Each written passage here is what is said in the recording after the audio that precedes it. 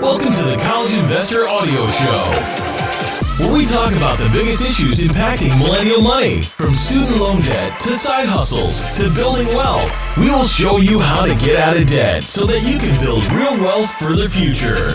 Hello, welcome to the College Investor Audio Show. So glad you're here today. Today we ask the question, and then we answer it. Why are student loan servicers dropping out of the direct loan program? Well, two nonprofit student loan servicers have announced that they will not continue servicing federal student loans in the U.S. Department of Education's direct loan program after the end of the year, 2021.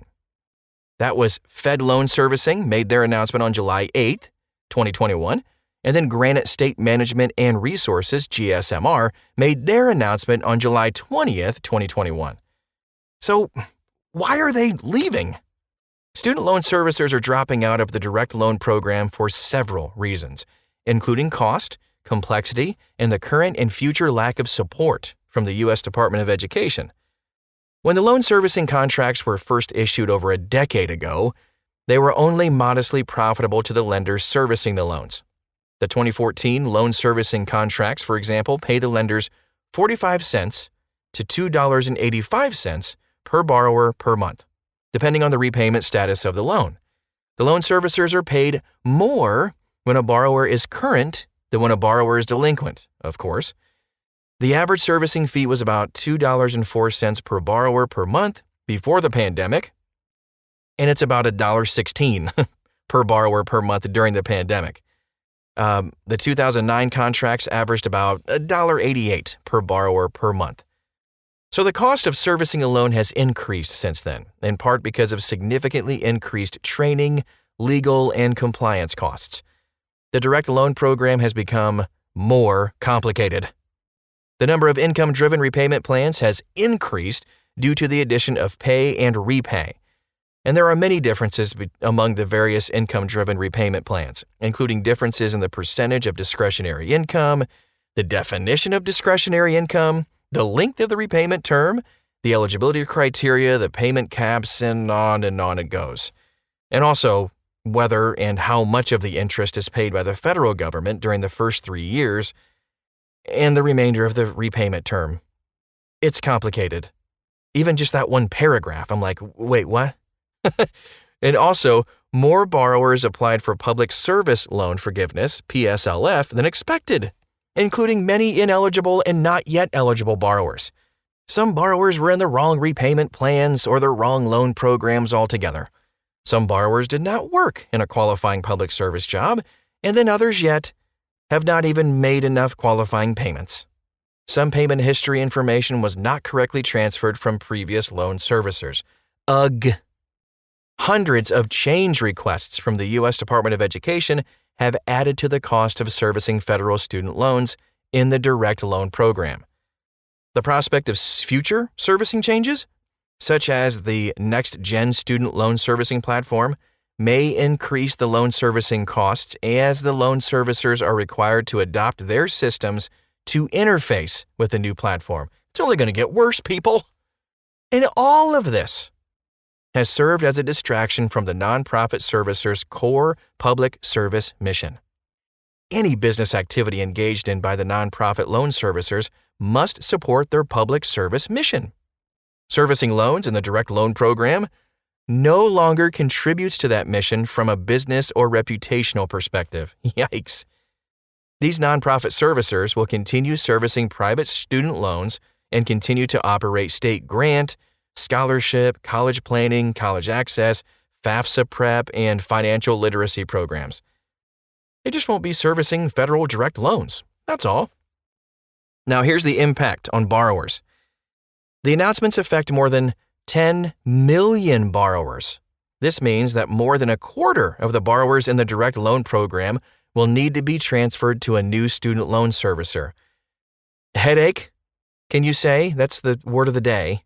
There may be a total of 8 student loan servicers remaining, including ECSI, Great Lakes Education Loan Services, Inc., HESC, or Ed Financial, Maximus Federal Services, Mohela, Mohela, Navient, Nelnet, and OSLA servicing, OSLA servicing.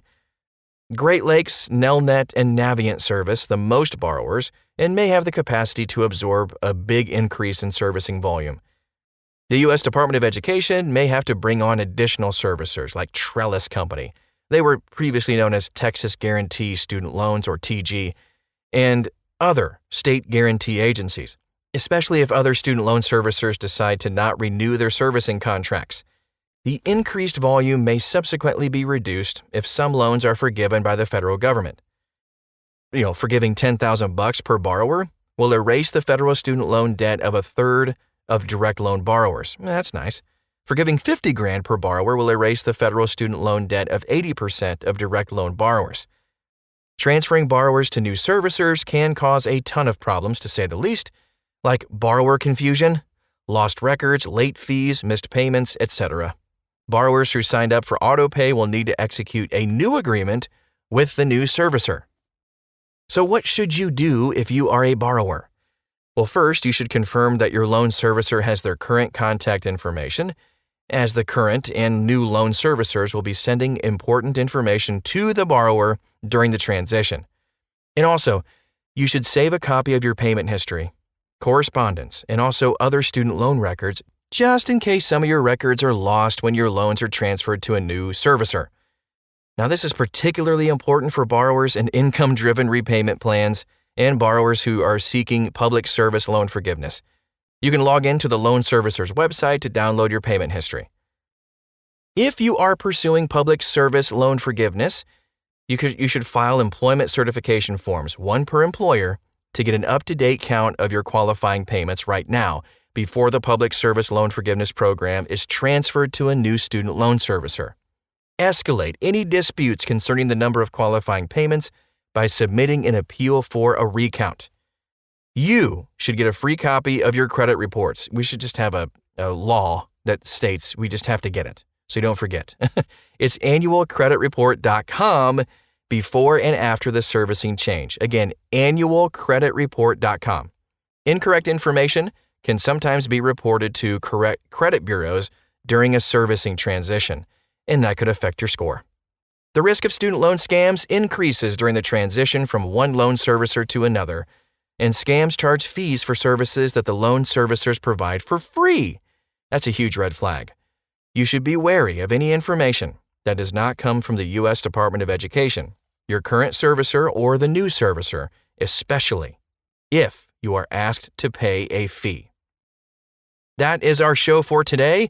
That was a lot of information crammed into 7 minutes. So please reach out to us if you have any questions. You can also check out thecollegeinvestor.com. Type in the name of this podcast. You'll find this article. That way you can read it for yourself, and it might help to capture all the information. We got tons of resources too there as well. Again, it's thecollegeinvestor.com. Thanks for stopping by. We'll talk to you again real soon.